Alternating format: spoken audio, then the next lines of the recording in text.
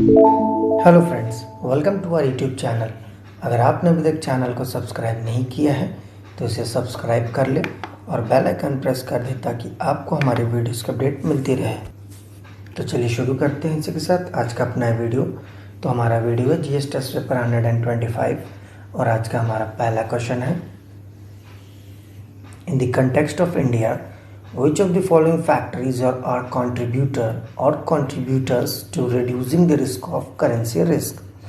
तो अगर इंडिया की बात करें तो इनमें से तीन ऑप्शन दे रखे हैं। आप पता ना किसकी वजह से करेंसी क्राइसिस होती है या उसके रिस्क होती है करेंसी क्राइसिस की। तो आपके ऑप्शन से पहला है the foreign currency earning of India's IT sector, यानी कि अगर इंडिया किसी जो आईटी सेक्टर है, हमारी इंडिया कंपनी है, वो बाहर का पैसा कमा रही है यानी फॉरेन करेंसीज कमा रही हैं तो उसकी वजह से। सेकंड है इंक्रीजिंग द गवर्नमेंट एक्सपेंडिचर, या अगर भारत सरकार का खर्चा बढ़ जाए उस वजह से।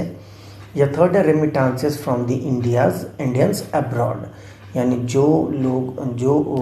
वो व्यक्ति जो भारत मूल का है लेकिन विदेश में रह के पैसे कमा रहा है और अपने देश भेज रहा है, तो उसके भेजे हुए पैसों की वजह से करेंसी क्राइसिस होती है।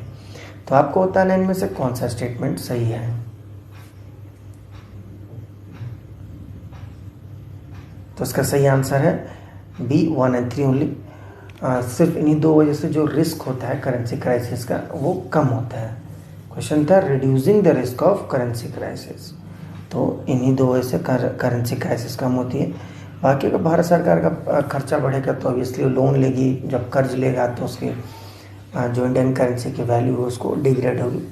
तो करेंसी क्राइसिस का मतलब होता है अपने करेंसी की जो वैल्यू होती है उसको कम होना, इस वजह से करेंसी क्राइसिस होती है। तो चलिए बढ़ते हैं इसी के साथ अपने अगले क्वेश्चन की तरफ। Question number 2, which of the following is or are correct with reference to graded response action plan sometimes seen in the news. तो तीन ऑप्शन है, आपको बताना है कौन सा ग्रेडेड रिस्पॉन्स एक्शन प्लान के संदर्भ में सही है। पहला है it is an action plan to reduce air pollution, यानी कि एक एक्शन प्लान है जिसकी मदद से हम एयर पोल्यूशन को कम कर सकते हैं। सेकंड है it covers the hinterland states from Rajasthan to Bihar, यानी ये उन जो एरिया है राजस्थान से बिहार तक का जो कि मतलब अभी तक सरकारी चीज़ों से या जुड़ी नहीं है। हिंटरलैंड मतलब होता है जहाँ विकास ना हुआ हो, दबे कुचले जो जगह होते हैं, तो उनको मतलब कवर करने की बात कर रहा है। थर्ड है इन्वायरमेंट पॉल्यूशन कंट्रोल अथॉरिटी, यानी EPCA is the implementing agency of the plan, तो जो ईपीसी है वही इस प्लान को इम्प्लीमेंट कर रहा है। तो आपको बताने इनमें से कौन सा स्टेटमेंट सही है। तो इसका सही आंसर है बी 1 और 3 ओनली, से पहला और तीसरा ग्रेडेड रिस्पॉन्स एक्शन प्लान के संदर्भ में सही है। ये जो जीआरएपी है ये एक रिड्यूस करता है अर्बन एयर पोल्यूशंस को, notified by the government for Delhi and NCR. ध्यान दीजिएगा जो प्लान है दिल्ली और एनसीआर यानी नॉन कैपिटल रीजन, यानी दिल्ली से जो आसपास के सटे इलाके जैसे नोएडा, गाजियाबाद, हरियाणा, फरीदाबाद, तो ये जो प्लेसेस हैं, डिस्ट्रिक्ट्स हैं, इनको एनसीआर बोलते हैं, नॉन कैपिटल रीजन, और दिल्ली को बोलते हैं एनसीटी यानी कि नेशनल कैपिटल रीजन। तो चलिए बढ़ते हैं इसके साथ अपने अगले क्वेश्चन की तरफ। Question number 3, with reference to Indian press consider the following statement. अगर भारतीय प्रेस के बारे में देखें, मीडिया के बारे में देखें, तो दो स्टेटमेंट है, आपको बताना कौन सा सही है। पहला है Charles Metcalfe was the first governor general to place restriction on press in India, यानी कि पहले गवर्नर जनरल थे जिन्होंने भारतीय प्रेस पे रिस्ट्रिक्शंस लगाए थे। सेकंड है vernacular press act in 1878 put restriction on the freedom of both English and Indian language newspaper, यानी जो वर्नाकुलर प्रेस एक्ट आया था 1878 में, तो उसका मुख्य उद्देश्य था जो फ्रीडम्स थे इंग्लिश या जो भी लोकल लैंग्वेज के न्यूज़पेपर है उनके फ्रीडम को रिस्ट्रिक्ट करना, यानी कि कम करना। तो आपको बताना है इनमें से कौन सा स्टेटमेंट सही है। तो उसका सही आंसर है D neither one nor two, यानी कि दोनों स्टेटमेंट गलत है। The Indian press was freed of restrictions by the Charles Metcalfe in 1835 is called a liberator of Indian press. तो ये गलत बात है कि इन्होंने रिस्ट्रिक्शंस लगाए थे, रिस्ट्रिक्शंस लगाने वाले कोई और थे, इन्होंने उन सारे रिस्ट्रिक्शंस को हटाया था, इसीलिए इनको लिबरेटर ऑफ इंडियन प्रेस बोलते हैं। तो चलिए इसी के साथ बढ़ते हैं अपने अगले क्वेश्चन की तरफ। Question number 4, with reference to town area committee consider the following statement. अगर टाउन एरिया कमिटी की बात करें तो 2 स्टेटमेंट है, आपको बताना है कौन सा सही है। पहला है, it is an urban local setup for the administration of a small town, it is setup as a statutory body for the concern state. तो ये एक स्टैट्यूटरी बॉडी है, उस जो भी स्टेट है तो उस स्टेट के अंदर इसको बनाया गया है। तो आपको बताना है इनमें से कौन सा स्टेटमेंट सही है। तो इसका सही आंसर है सी, बोथ 1 और 2, यानी कि दोनों ही टाउन एरिया कमेटी के संदर्भ में सही है। तो चलिए बढ़ते हैं इसी के साथ अपने अगले क्वेश्चन की तरफ। क्वेश्चन नंबर 5,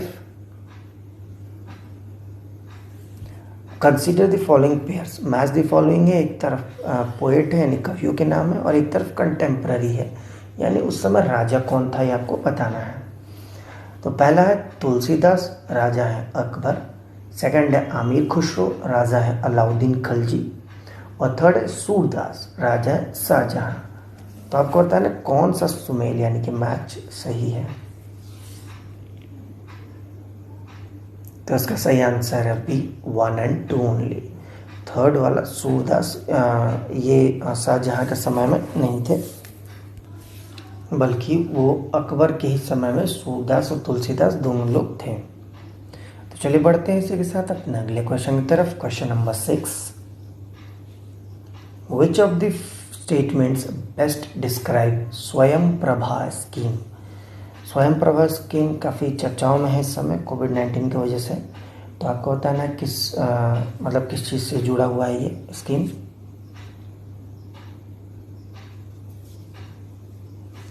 तो इसका सही आंसर है D, it is a group of DTH channels devoted to telecasting of educational programmes. यानी कि एक DTH चैनल्स है जो मतलब एकदम फोकस्ड हैं एजुकेशनल प्रोग्राम्स को लेते हुए। जो स्वयं प्रभा स्कीम है ये मिनिस्ट्री ऑफ HRD यानी कि ह्यूमन रिसोर्स डेवलपमेंट है, इसके इनिशिएटिव है। इसमें लगभग 32 high quality educational channel provide कराई जाएंगी और ये 24/7 बेसिस होगा, यानी कि ये 7 दिन 24 घंटे चलेंगी। तो चलिए बढ़ते हैं इसके साथ अपने अगले क्वेश्चन की तरफ। Question number 7, with reference to South Asia sub regional economic cooperation यानी SASEC, which of the following statements is or are correct. SASEC के संदर्भ में 3 स्टेटमेंट है, तो आपको बताना है कौन सा सही है। पहला है, it is an organisation of South Asian countries to promote regional prosperity and economic opportunities. यानी कि एक साउथ एशियन कंट्रीज़ की ऑर्गेनाइजेशन जिसका जो मुख्य उद्देश्य है वो रीजनल प्रॉस्पेरिटी यानी आपसी जो फलना फूलना जिसको बोलते हैं उस तरह से, और इकोनॉमिक अपॉर्चुनिटी सारे कंट्रीज़ में मिले, तो उस चीज़ से ये जुड़ा हुआ है। सेकेंड है, it works under the aegis of SAARC, यानी कि सार्क के अंडर काम करता है। थर्ड है, all neighbouring countries of India are its member, यानी इंडिया के जितने भी पड़ोसी मुल्क हैं वो सारे इसके मेंबर हैं। तो आपको बताना है इनमें से कौन सा स्टेटमेंट सही है। तो इसका सही आंसर है 1 ओनली, सेकंड और थर्ड गलत है। इस सार्क के अंदर काम नहीं करता और सारे जो पड़ोसी मुल्क हैं इंडिया के उसके मेंबर नहीं है, बल्कि बांग्लादेश, भूटान, इंडिया, म्यांमार, नेपाल और श्रीलंका, सिर्फ यही जो 5-6 देश है यही मेंबर है। पाकिस्तान इसका मेंबर नहीं है। तो चलिए बढ़ते हैं इसी के साथ अपने अगले क्वेश्चन की तरफ। Question number 8, the global hunger index 2019 was release by. 2019 में ग्लोबल हंगर इंडेक्स आया था, किसने रिलीज किया था आपको बताना है। तो उसका सही आंसर है C, concern world wide and the world hunger life. तो जो ये एजेंसी है इसने इसको रिलीज़ किया है ग्लोबल हंगर इंडेक्स 2019 का। तो चलिए बढ़ते हैं इसी के साथ अपने अगले क्वेश्चन की तरफ। Question number 9, with reference to Indian freedom struggle, the Jimram plan was related to efforts of।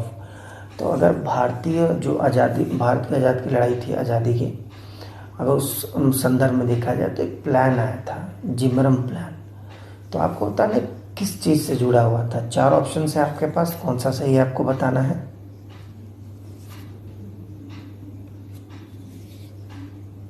तो उसका सही आंसर है A, revolutionaries to mobilise Indian settlers abroad against the British rule in India. यानी जितने भी आज़ादी से जुड़े लोग थे, रिवॉल्यूशनरीज थे, क्रांतिकारी थे, तो उनको मोबिलाइज करना, उनको इकट्ठा करना, सेटलर्स को भारत से बाहर, ताकि वो ब्रिटिश रूल के खिलाफ खड़े हो सकें। तो चलिए बढ़ते हैं इसी के साथ अपने अगले क्वेश्चन की तरफ और आखिरी आज का हमारा क्वेश्चन नंबर 10। रेखा पीड़ा देउल and Khakra represent the main architectural feature of the temples of which of the following region। तो ये 3 नाम दिए, रेखा पीड़ा, फीडा दौला और खाकरा। ये तीनों एक पहले आर्किटेक्चरल जो हमारा मंदिर थे तो उनके निर्माण से जुड़ा हुआ है। तो आपको बताने में से कौन सी स्टेटमेंट इन तीनों के अगर देखा जाए तो उसमें सही है। तो इसका सही आंसर है सी, उड़ीसा की जो मंदिर है जैसे भुवनेश्वर वगैरह में है जो चीज़ें, कोणार्क टेम्पल वगैरह ये सब, तो ये इनमें ये इन तरह के आर्किटेक्चरल डिज़ाइन यानी कि जो नक्शा होता है वो पाया जाता है। तो चलिए इसी के साथ आज का हमारा वीडियो समाप्त होता है। जाने से पहले हम आपको हमारा आज का क्वेश्चन ऑफ द डे बता देते हैं, लेकिन उससे पहले जो हमारा पिछला टेस्ट पेपर था यानी जीएस टेस्ट पेपर 124, तो पहले उसका आंसर बता देते हैं, फिर आपको क्वेश्चन बताते हैं। तो जीएस 124 का जो क्वेश्चन ऑफ द डे था वो ये था, Ambarnaya river recently seen the news flows in which of the following countries. तो अंबरनया एक नदी है, किस देश में बहती है आपको बताना था। तो इसका सही आंसर है ए, रशिया। ये साइबेरिया रीजन जो है रशिया का, उसमें बहती है। तो चलिए जाने से पहले आज का जीएस टेस्ट पेपर 125 का आपको क्वेश्चन ऑफ द डे बता देते हैं। तो आज का हमारा क्वेश्चन ऑफ द डे है, Which of the following pairs of island are separated from each other by the 10 degree channel। तो आपको दो मतलब आइलैंड के नाम दे रखे हैं, तो आपको बताना है कौन से 2 आइलैंड 10 डिग्री चैनल से सेपरेट यानी अलग अलग होते हैं। आपका ऑप्शन है A, Andaman Nicobar, B, Nicobar and Sumatra, C है मालदीव एंड मिनिकॉय और डी है सुमात्रा एंड जावा। तो फ्रेंड्स इसी के साथ आज का हमारा वीडियो समाप्त होता है। जाने से पहले अगर आपको हमारा वीडियो अच्छा लगा हो तो इसे लाइक करें, शेयर करें, हमारे चैनल को जरूर सब्सक्राइब करें। साथ ही आप हमें नीचे कमेंट बॉक्स में हमारे क्वेश्चन ऑफ द डे का आंसर ज़रूर दें। तब तक के लिए thank you for watching and bye bye.